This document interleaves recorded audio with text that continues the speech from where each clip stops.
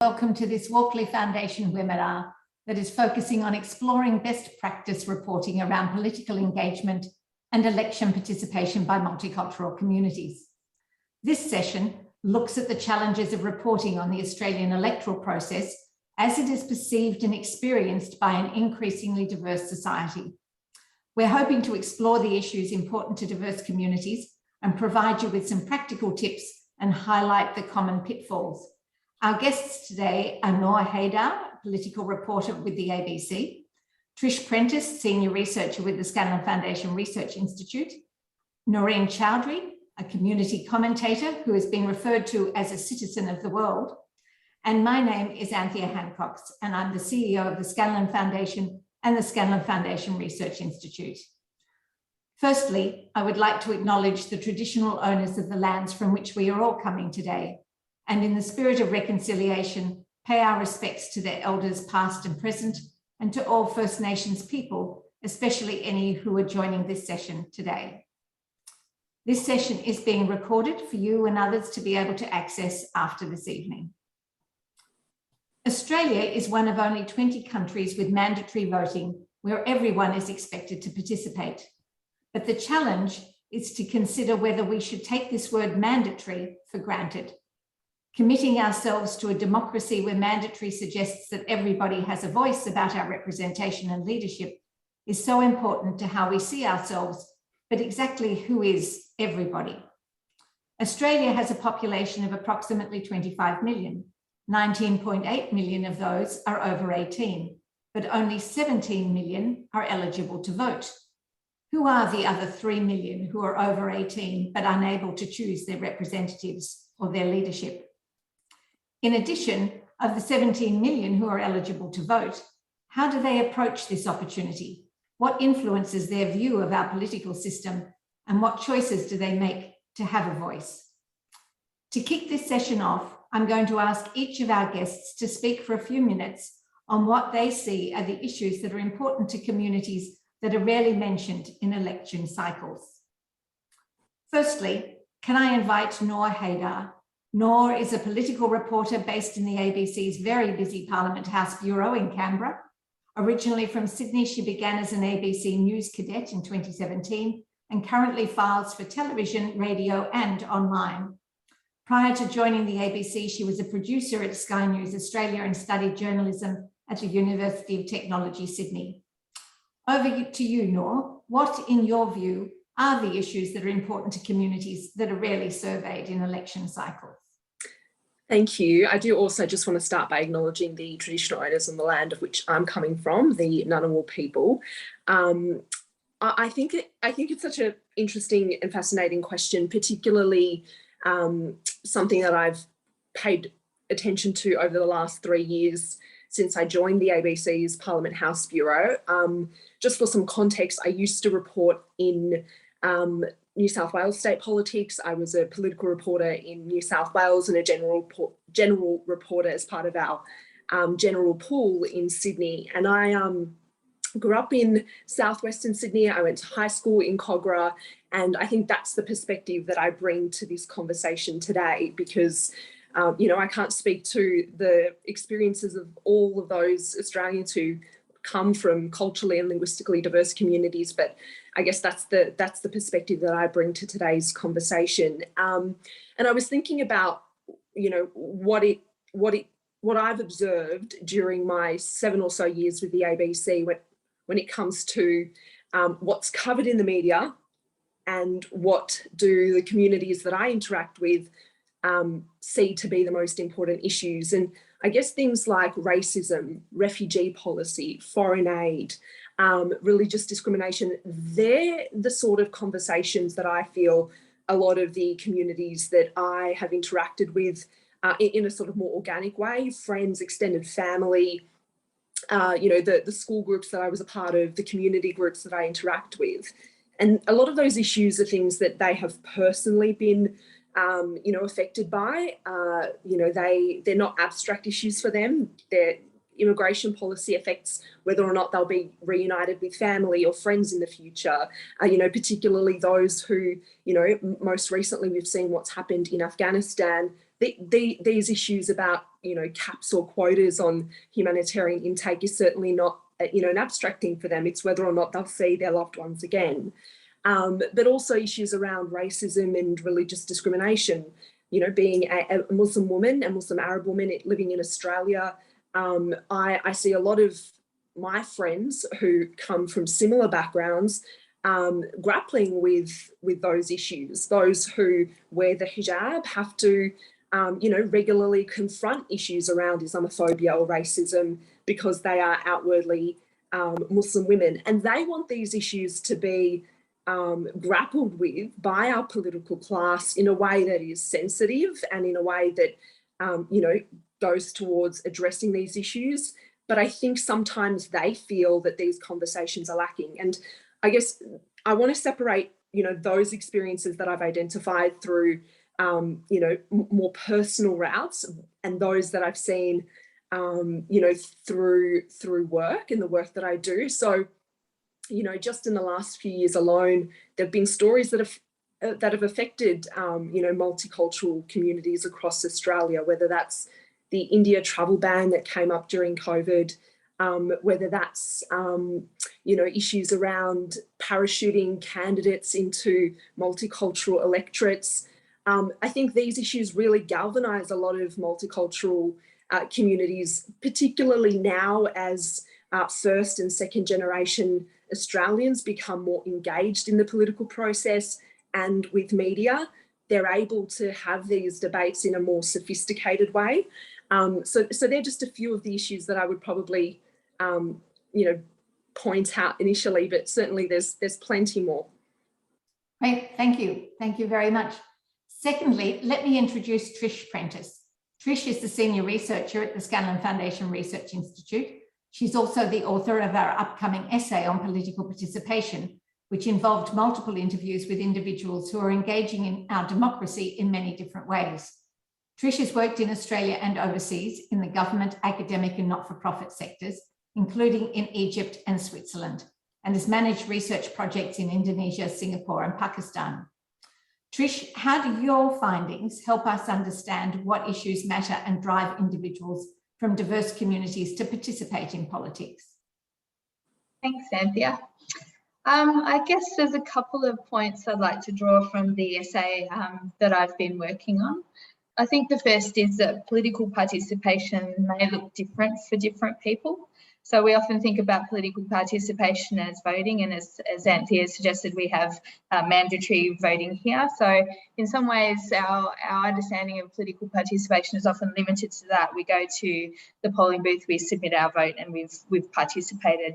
However, there are broader ways of participating, which the individuals I spoke to are happy to share and to describe their journeys towards. The other thing about political participation is it doesn't necessarily mean that you want to become a politician. So on the one hand, you might have voting as a form of participation. On the other, you might have direct representation as another form of participation. But between those two types of engagement, there are a whole myriad of ways that individuals are engaging politically within their spheres of influence and within their communities as well. I think one of the other findings from the essay that's important is to recognise the diversity of experiences and perspectives, both between communities, but also within communities. So when we're talking about the way someone might vote or the way that someone might participate, not to make an assumption that because one individual does it a particular way that other community representatives or other individuals from that community might do the same. There might be a myriad of different pathways of participation and a whole range of different issues which are of concern to individuals. So not making those assumptions that everyone thinks the same or is going to act the same from a particular community. I think that's important. The other thing the essay uncovered were some of the factors that encourage political participation and some of the barriers to that, and we might come to that later in the discussion. Thanks very much, Trish. Our third guest is Naureen Choudry. Noreen is a community researcher, but that really understates her extraordinary life. She was born in Pakistan and has lived in Kuwait, Canada, and the United States. She speaks 5 languages and is constantly studying and sharing her learnings as she is today. Over to you, Noreen. What have you found is important when it comes to politics and multicultural communities? Thank you, Anthea, for welcoming me to this wonderful panel. I'm really privileged and humbled to be here today, and I couldn't agree with the speakers who've spoken before me. Heather, Nour, you ticked a lot of the boxes that I had sort of thought about, the issues that were important to multicultural communities. But Anthea, I wanted to tackle the question a little bit and contextualize it the way I interpreted it.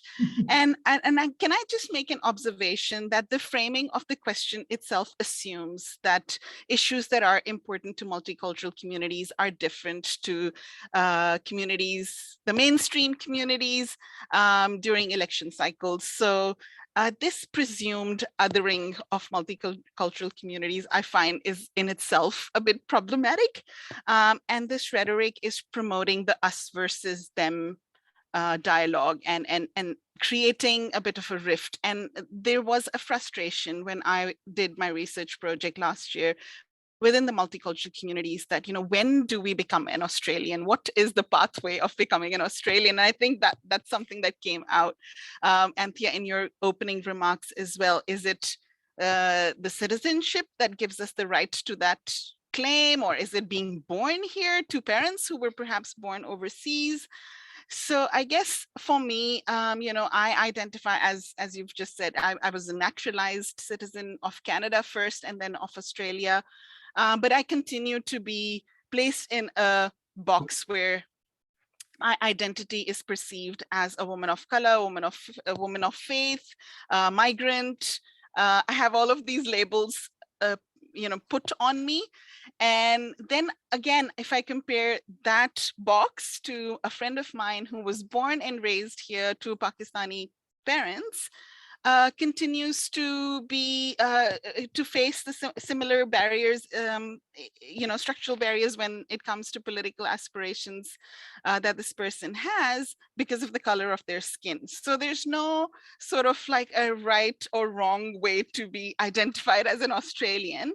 But I was thinking that perhaps because we are talking to our media stakeholders today, I was thinking that perhaps we can overcome this challenge by acknowledging the duality or plurality of our identities and maybe using hyphenated terms. I mean, in America, we use the African Americans quite commonly. And perhaps it's time that we start using similar terminology to identify people from a cultural heritage. So I'm a Pakistani Australian, proudly so. I'm probably a Pakistani Canadian Australian. But I mean, that sort of language which creates the us versus them rhetoric, I am here to sort of discourage using that. The other point that I wanted to raise was that there may be issues that are specific to multicultural communities, but providing opportunities to members from within those communities is the way to go. So for example, people from cultural backgrounds may be interested in media reports on lack of culturally appropriate healthcare services, just an example. So I would like to see more voices from people who talk about these impacts of receiving services that are not culturally tailored from within the community, and then a subject matter expert who can speak from a policy perspective from within the community, not being spoken about, but giving them the voice, centering the narrative around these cultural communities. These were some of the contextual sort of related questions, but I work in stakeholder engagement. So when this question came to me, I did the right thing and I sent out the feelers out to my networks, and the common theme that emerged was something that Nour has already touched on. The visa security refugee policy is right at the core of the migrant communities, the multicultural communities. And for us, for people who have that security of knowing that we are citizens, it may not be a big deal, but for others, it is a matter of life and death. They cannot plan their futures. They cannot really form their foundations in Australia till they have an answer on what their future might preserve. And then lastly, I just wanted to make a point that Nour, maybe this is for you as well, but speaking to the broader audience, that media is about truth telling in the environment that we're currently in, where incorrect, false information is so easily consumed. So there is a responsibility on our media partners and collaborators to dig out the truth and present that in the best and most accessible way. Thank you. And thank you to all of you for such great introductions to this particular topic. I would like to invite our audience to submit questions into the chat, and I'll ensure that we try to get to as many of them as possible throughout the session. So can I now ask each of you to provide us with your thoughts on this challenge? If you could change one thing about how the media approaches matters in respect to the diversity of minority communities, what would it be? So, Noreen? I'm going to be a little bit cheeky because you've asked me for one thing, but what I'm going to try and do is frame my response in the diversity, equity, and intersectionality framework, and bring that lens into this space. I think what I've already said is that community representatives need to speak about their own issues in their own voices. Instead of reporting about them, let them be centered in representation of matters that are of high importance in first person as opposed to a third person speaking about them, rather than allowing the media to constantly do the narrative driving. I would encourage media to consider facilitating communities to leave and drive the narrative. Historically, voices from cultural communities have been missing from the table, and it really is about time to extend the table and make room for those representative voices. And if that cannot happen, then someone who's been sitting on the table for really long needs to vacate that chair and make room for someone else. And really the second point is that words matter. And instead of using terminology like minority, marginalized, vulnerable communities, I would suggest using strengths-based language, which really highlights the value that multicultural communities bring to Australia. We've all heard statistics like 25% of Australians that were born overseas, or 50% of their parents were born overseas. So the multicultural communities are now reaching that tipping point where they may be swaying elections. So we really need to understand how to build those trusting and long-lasting relationships with these communities. And it's not really a touch and go on the eve of an election. I think that's some great points. And as been mentioned in the chat, somebody else is congratulating you on your comments. Certainly from our perspective, we couldn't agree with you more about language. It's incredibly important to try to stop using a very negative deficit type language in relation to anybody. But certainly in this particular subject, it's very, very important. Nour? Yeah, look, I think my response to this question would probably correlate with what Trish and Noreen mentioned in their first response, which is when we're talking about multicultural communities in the media, we shouldn't be talking about them as one homogenous group. And whether that is, you can continue to drill down in any community and find differences amongst people. And I think one thing that the media in Australia has got wrong over a long period of time is that sort of, blanket coverage of communities where one person's comments are used to, portray a broader group of people. And I think that's certainly very problematic. I think the other thing would be, and it also links back to something that Noreen mentioned, which is using or seeking the perspectives of diverse communities on stories that aren't necessarily about diversity. So whether that's about cost of living pressures, housing affordability, any of those broader issues around, the economy, those sort of issues that are universal, no matter what electorate you live in or what your cultural or religious background might be, they affect you. And I think incorporating the perspectives and views of people who may be first generation, recent migrants, come from a Muslim background or whatever it might be, into coverage in a kind of more ingrained way, I think that helps shift the conversation, because it becomes less sort of, stereotypical and more authentic. And so I think that's something the ABC is getting better at doing. I think a lot of my colleagues are conscious of that when they are doing their work. And I think it's also something that the organisation as a whole strives to do. And I certainly would like to see that happen more broadly amongst the sort of Australian media landscape as a whole.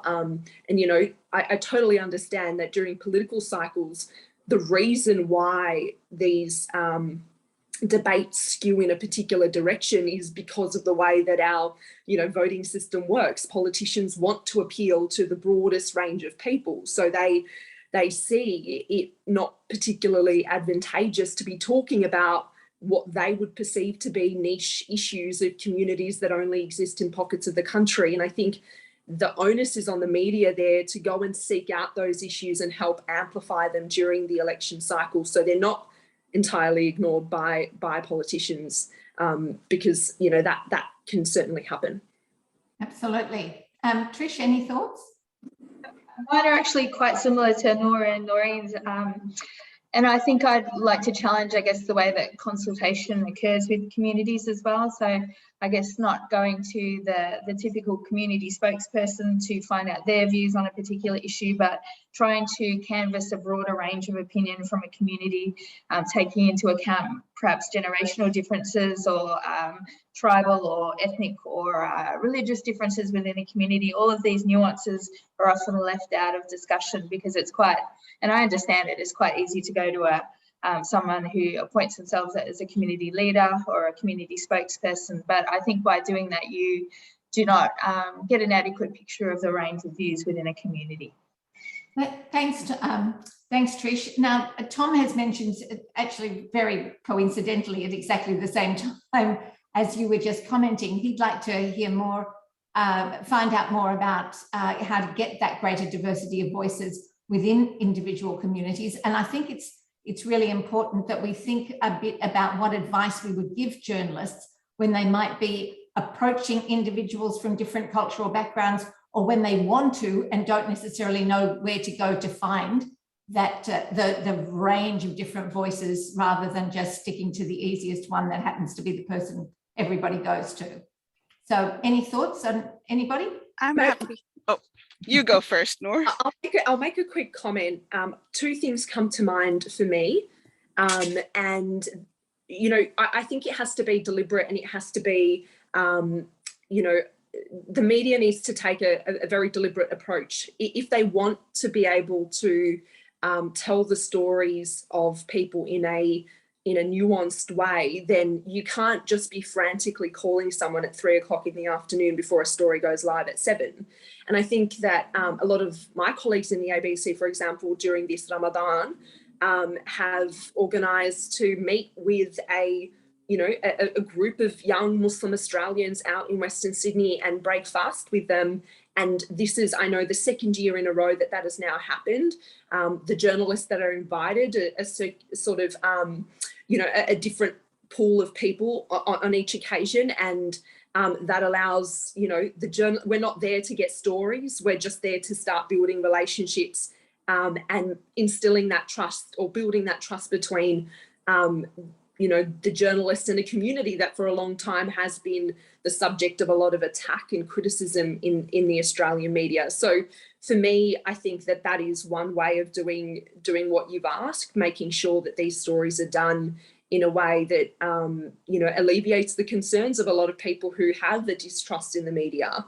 And that's not, misplaced distrust. There's a reason that they're hesitant to provide comment when a phone call comes in at 4 o'clock in the afternoon. So I think it definitely requires that, very proactive approach by journalists to build those relationships in a more authentic way. Noreen, do you have any? Yeah, sure.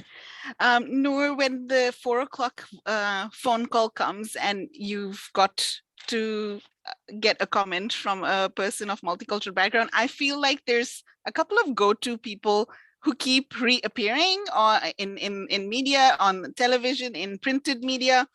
But we're really lucky that in Australia, we have an organization which is called Media Diversity Australia. So if the audience today is not familiar with this organization, I would highly encourage them to have a look at their website. So Media Diversity Australia has done the hard work for you, and they have made available a public database of people from multicultural backgrounds who are subject matter experts on different topics. And I would also invite you to hold them to account that if you can't find a person who is represented in that, is not represented in that database, ask them, where can I find a person with X skills or X knowledge or X expertise? They'll do the hard work for you. The other thing that I wanted to say was there are ways of thinking outside the box a little bit, and I was thinking, how would I approach it? So there's another organization which is called Democracy in Color, and there is also a leadership program which is offered by Melbourne University, which is called Pathways to Politics. Now, people who are associated with this organization called Democracy in Color and the Pathways to Politics are people who are interested in politics, come from diverse backgrounds. So those who have been through the Pathway to Politics program, I know, for example, get training in media. They know what the issues are that are relevant to Australian societies as well as cultural societies. So maybe reaching out to these institutions will really expand your networks, your database, your access to people who you may want to interview at 4 p.m. on a given day. Noreen, what about just turning up at a cafe? What about, I mean, is there something that an individual can do themselves just to start to broaden their own networks, so that rather than just going to their neighbour, they've actually got some other people that they've built relationships with? Look, I think it depends on individuals. I was that individual that if something special happened in my life, I would write a little media release about, receiving the award and sending it to my local journalist. When I became a citizen of Australia, I made it into a story because people are not used to seeing a hijabi woman, a woman of color, speaking about being Australian or being, holding loyalty to my country as part of my faith. So these were the kinds of stories I wanted to tell. But I think people are really hesitant to reach out to media because of that mistrust. Mm-hmm. They feel that their words may be misrepresented or taken out of context. So going to the cafe might be a good idea if people like me are sitting there. Yes. But I feel like many people may be hesitant. I don't know. Let's do that as an experiment. Let's try that out and see if it works. Well, we'll encourage everybody that is viewing this webinar today to maybe go and test it out and see if it works. Yeah, exactly. Yeah. So any other comments around that by Trish or Nour? Yeah, I was just going to add, clearly trust is very important. And that's, I guess, a longer term goal, developing those relationships, those trusted connections. I guess in the shorter term, kind of heat of the moment, if you're looking for a community spokesperson, if you're kind of Googling community organisations, for example, just perhaps don't go to one, go to several, try and kind of approach a range of different groups or peak bodies or organisations, so that, at the very least, if you're under deadline and seeking to kind of capture that diversity of voices, at least you're kind of pursuing more than one source. I think that's helpful. So you might have noticed that there's been rather a long question put into the chat, so I might just read it out. What do you think of Liberals fielding multicultural candidates while Labor continues to rely on parachuting white candidates with no roots into Western Sydney? Also, how can you cover diverse views without playing into stereotypes? I'm thinking here of, for example, of conservative voters of multicultural backgrounds that don't fit neatly into the box of being Labor voters anymore because Labor has changed and the demographics themselves have changed. So quite a loaded question there. Does anybody want to respond to that, Nour or Trish? Yeah, look, I might just quickly start by saying I did some research a couple of months ago when there was a lot of controversy around Christina Keneally being parachuted into the seat of Fowler in Western Sydney. And I was curious to know, okay, what is the cultural makeup of the Australian Parliament? And you would be surprised, it's a tricky figure to sort of drill down on, because I guess it doesn't seem that that's, regularly published anywhere. You sort of question that people get asked.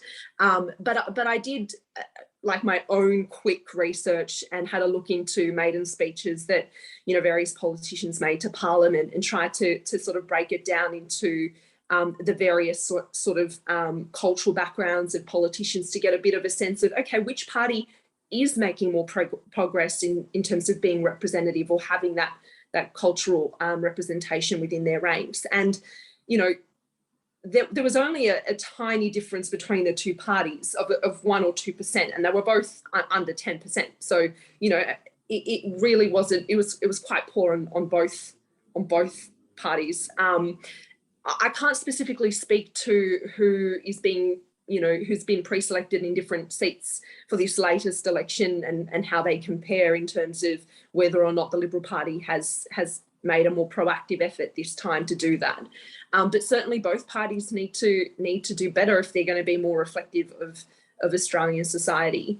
And I've forgotten the second half of that question, but I think you've answered it pretty well. And I do think that one of the pieces in there is how can you cover diverse views without playing into stereotypes? But I think both of you have, all of you have pretty much really responded to that. And that is by simply getting a diverse range of views and not jumping to conclusions, as particularly some might assume you're doing.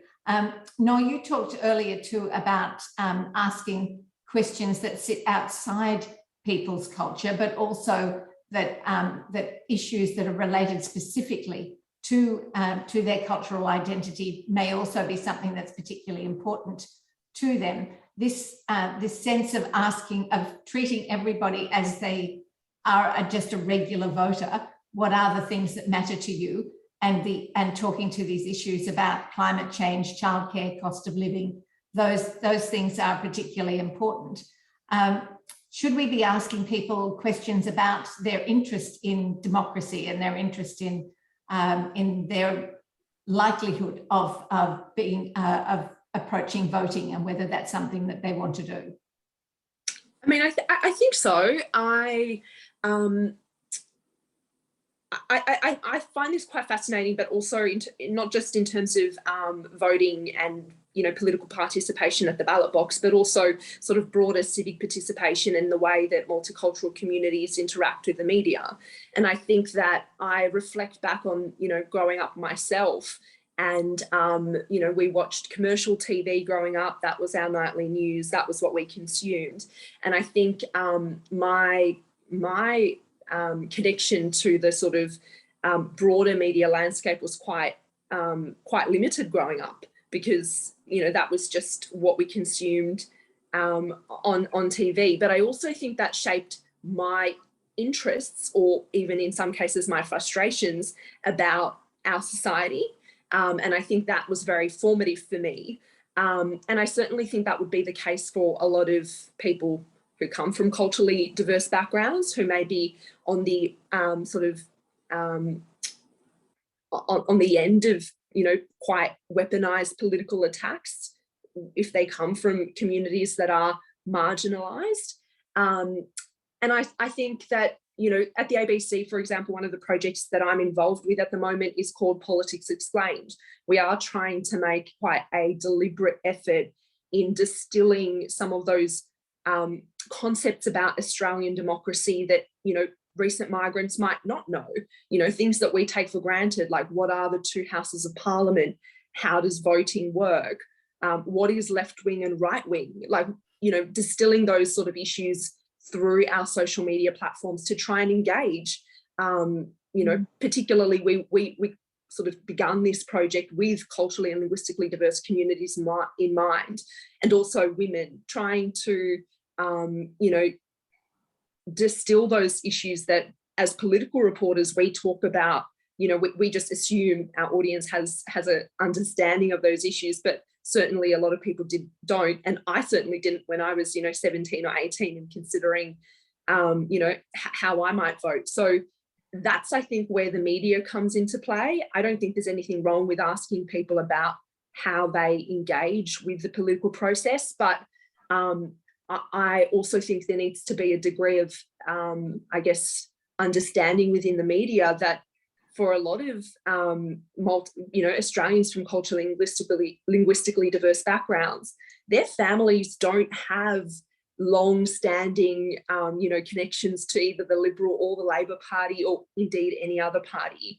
Whilst some people might, you know, they sort of go off what their parents have, you know, who their parents have voted for, or their grandparents have voted for, and they have sort of a long-standing tradition within their family or allegiance to a particular party. And that's not the case with a lot of young Australians from multiculturally diverse communities. They're having to sift through that themselves. So I think there's some of the issues that we should be contemplating when speaking to multicultural communities or diverse communities, because, yeah, they sort of come to these issues from a different perspective, and I think we should be cognizant of that. Absolutely. I think that's a good introduction to talk a little bit more to Trish. Trish, we know that there are examples, for instance, of second generation young Australians whose parents are from non-English speaking backgrounds, who are often keen to be able to teach their parents more about the political system so that they will feel comfortable going and voting in those particular environments. You've had the opportunity to talk to some people about the different motivations that have driven them to be more involved in politics. Would you like to share a couple of those particular stories to give a sense of the range of how people might approach these things? Well, I can certainly, I guess, also emphasise the importance of education, as Nour was talking about. There is a great connection between knowledge and participation. If you don't have the knowledge of the system, you can't participate in it effectively. And certainly the research that I was involved in really highlighted that there are knowledge gaps in the community around understanding how the political system works, understanding why voting has to occur at multiple times, at multiple levels.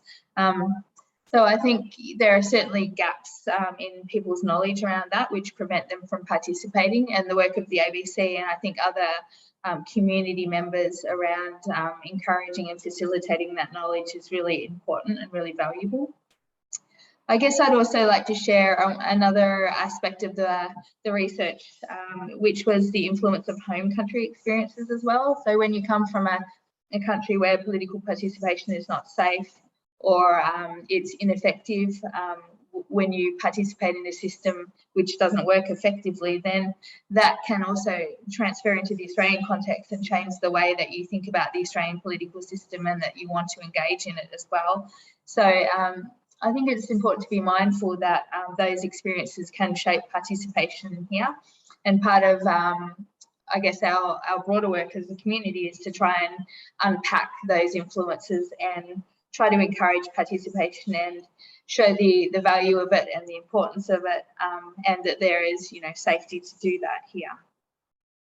Can I add something, Anthea? I did a research project for my last year of Masters in International Relations last year, trying to look at the barriers that present to migrant women when it comes to political participation, and just wanting to sort of, you know, just building on the concept that Trish has just talked about, which is political knowledge leads to political engagement or participation.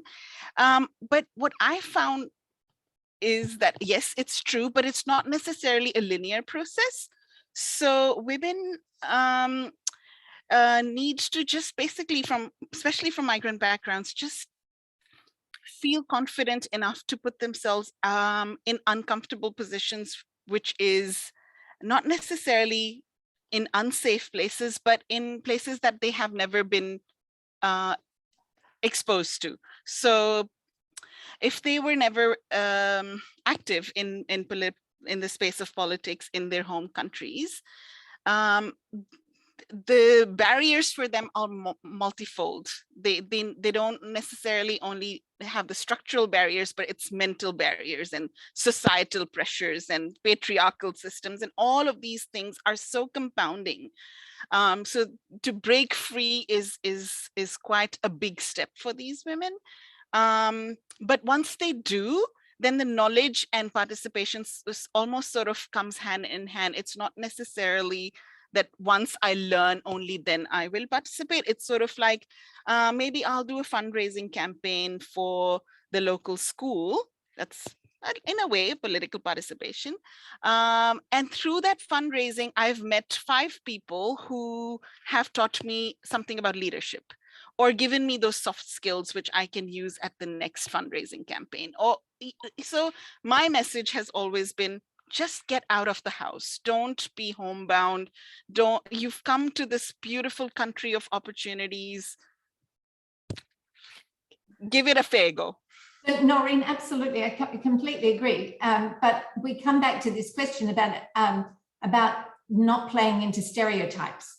So if you were to, in the media, what you don't want is for them to paint a picture of women from non-English speaking backgrounds all fall into that uneducated type of category that might be afraid to go and vote. We need to sort of start to come back slightly differently. And I'm wondering what you think the responsibility is of the media to help the broader population not actually fall into those stereotypes. And do they have some tools that others don't have that they can play that would actually help to change this view about stereotyping? Can I just make a distinction there? And I may not have the answer to that specific question, but my participants were highly educated women.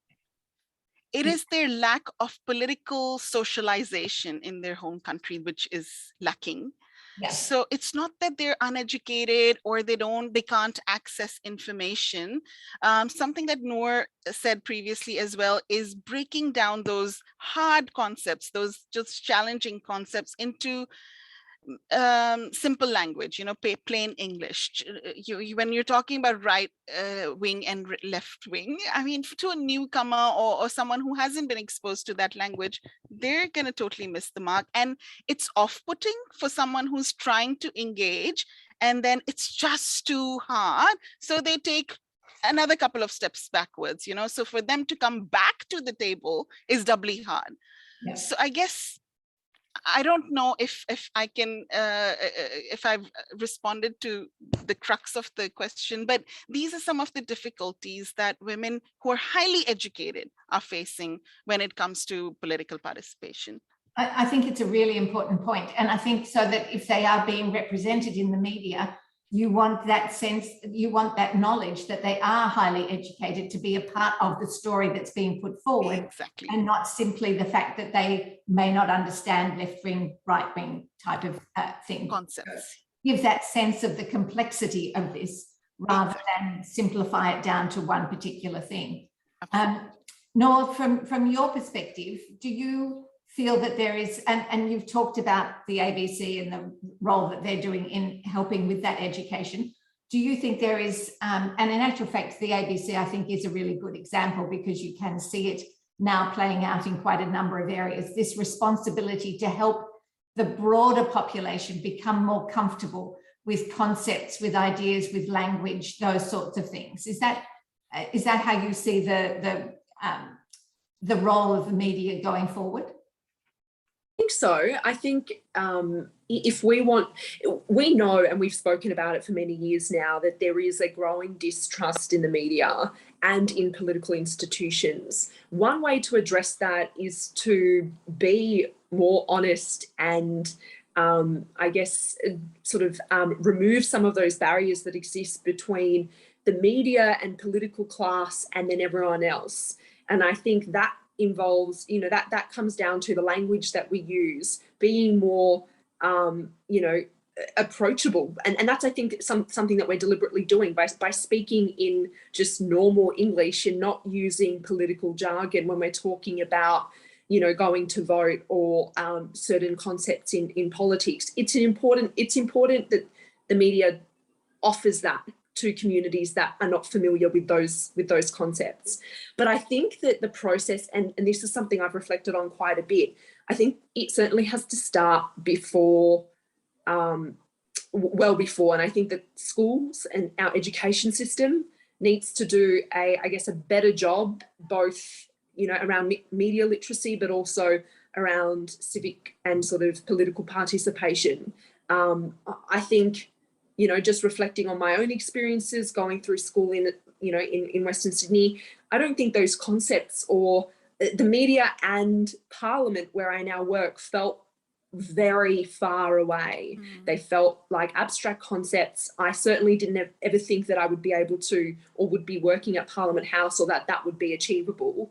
And I think making it feel that they are achievable and that these are systems that you can influence. If you understand them, you know how to pull levers, you know how to campaign, how to lobby, how to, engage in a way that will yield results. And I think for a long time that sort of had a bit of mystery around it, particularly for people who, might not have English as a first language. And, I think people are getting, certainly a lot of, second generation Australians are becoming more savvy. They're sort of starting to understand that process, not only engaging with politics or influencing political parties, but getting their message out to the media, writing press releases, galvanising media attention for their causes. And that I certainly think is a good thing, because it will help shift the level of attention that the Australian media gives to certain issues, and will perhaps stop treating them as, small niche issues, and sort of see that these are problems, concerns that, affect a broad cross-section of people. Trish, in your essay, the upcoming essay that's going to be released very soon, one of the stories that you put forward is actually relates to some people who do not have the right to vote, but have found a way to participate politically. Do you want to just sort of tell us a little bit about that?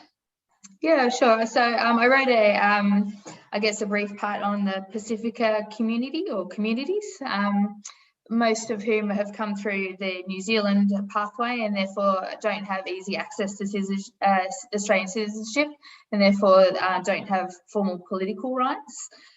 So in that context, I guess I discussed two things. One, how that lack of political participation filters down into the way that they participate in other aspects of community. So that that feeling that there's this barrier which prevents them from engaging in policy discussions and so on actually impacts the way that they engage civically in other aspects as well. So there was this despondency that came through in those that I interviewed. However, there are those who are using other processes and mechanisms to influence the political system. And an important element of that is community consultative forums. So forums where local MPs or local representatives will come together and meet with members of the Pacifica community to hear their views and to, to gather their points of view on public policy issues which they can't directly influence. So that was another important mechanism for them, and I think probably for other cultural communities as well. And then there were certainly others who felt that it wasn't necessarily getting involved in voting or federal politics that was particularly important. It was actually the role that they could play within their own communities and within the local government context. Was that right, Trish? Yeah, that's right. One of the gentlemen that I interviewed, he had been petitioning his local council for some certain changes in the community and hit several walls.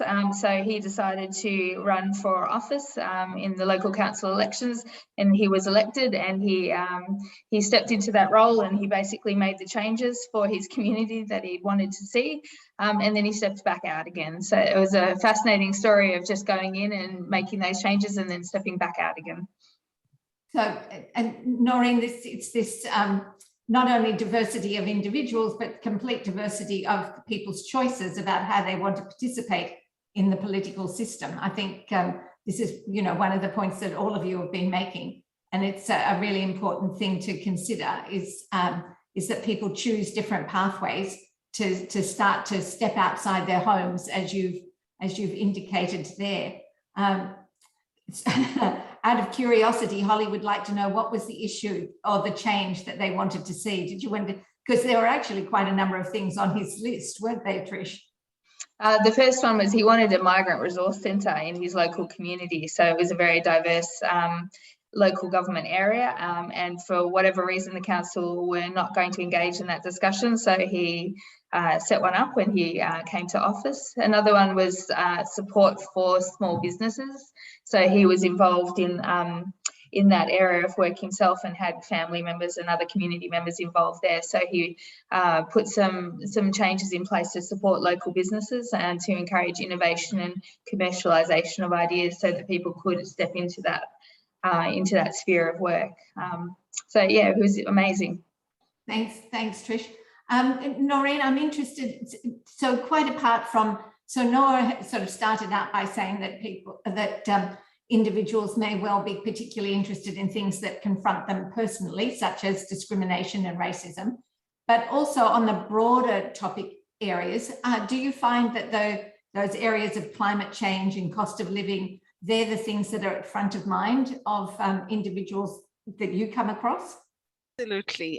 Where I actually ran for political office as well in 2020 at the local government level, and climate change was at the top of the communities that I was engaging with and finding out what were the top issues for them. But again, I live in an established local government area where they have the luxury of not thinking about housing affordability or schools, they're established schools. So climate change was definitely there. We do live in a very multicultural community in the southeast suburbs of Melbourne. Across the board with my friends, when I'm sitting with interfaith and multi-faith and multicultural communities, these are the topics that you will see on panel discussions across the board. So multicultural communities are not necessarily only thinking about those niche topics, number one. And secondly, when I reached out to the community that I was researching about, I felt that, okay, women won't necessarily have a lot to say about political participation, but boy, was I wrong. My interviews normally lasted between an hour to 2 hours, where women had so much to offer, and I did not reach saturation point even at the 21st interview. Women were still giving me new information. So we assume that, if we go to people from culturally diverse communities, they may not have intelligent things to say or anything to say. But I think it's about time we start testing this presumption, and hopefully we will find that we're wrong. Yes, I think anybody who spent any time with any communities really would be very foolish to make an assumption like that. Nour, from your perspective, when and from the ABC's research, which has been quite extensive, when there is this reference to cost of living, and you've mentioned housing affordability, what do you think fits into that category of cost of living for communities that might not necessarily be part of the comments, as Noreen's just pointed out, these women who've got lots and lots to share? Are there nuances to cost of living that we need to think through? Certainly, and I'm speaking, I guess, anecdotally, I think we need to be mindful of the sort of compounding and intersectional ways that cost of living affects women who might come from migrant or culturally diverse backgrounds, or not just women, but anyone. We know that often these communities are lower socioeconomic communities. They feel they're most, they might not own homes, their own homes, they might be renters. So there are layers there. They might struggle to access, subsidies because language barriers. So those things are then compounded So certainly, you know, if there is a language barrier, or even just a lack of understanding about how particular systems or government websites work, or how to access certain things, or how to speak to your local member, that at every stage of that process, people from diverse communities are being pushed out further and further and feeling that squeeze a bit more. So I think we need to be mindful of those issues, both as reporters, but also, you know, as you know, our government needs to be mindful of those issues. I'm not sure if that directly answers your question, but I think that would be my reflection, that, you know, cost of living is not something that only affects people from one certain cultural background. It sort of is a universal issue, and you know, if you're new to this country, or if you can't speak, you know, the dominant language, then you will feel it harder, because you might not be able to advocate for yourself or seek out the services that might help you access some relief. So I think they're important to be mindful of. Yeah, I think that's right. We don't want people to stereotype again particular people into particular groups, or assume that because you're in a particular geography, that's your particular experience. But at the same time, we really do want them to start to investigate these things, to actually discover these diversity of views, diversity of experiences, and to share those more broadly. As we reach the end of this session, I would profoundly like to thank each of our guests, Naureen Choudry, Nour, Haydar, and Trish Prentice. I'd also like to thank the Walkley Foundation for allowing us for this webinar to be realised. And we're also thrilled that Trish's essay on political participation will be published in the coming weeks. And I encourage you all to seek it out. I'm sure we will send it to you in our follow-up email, but if you miss it, please seek it out on the Scanlon Institute website. And finally, I would like to wish you all the best as you navigate your way through this electoral cycle, and encourage you all to share the voices of those that might not feel that they have one. So thank you all very much, and good evening. Thank you. Thank you.